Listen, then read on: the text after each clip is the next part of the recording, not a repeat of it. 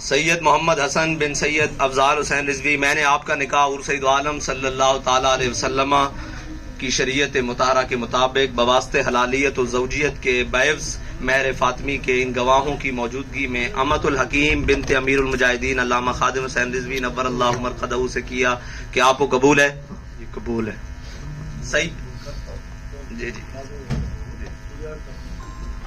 سید محمد حسن بن سید افضال حسین رضوی، میں نے آپ کا نکاح اور سید عالم صلی اللہ تعالیٰ علیہ وسلم جو کہ خاتم النبیین ہے، آپ کی ختم نبوت مسلمہ ہے، آپ کے بعد کسی قسم کا کوئی ذلی بروزی تشریح غیر تشریح کوئی نبی نہیں. جو کوئی دعوی نبوت کرے وہ کافر مرتد زندیق ہے، واجب القتل ہے.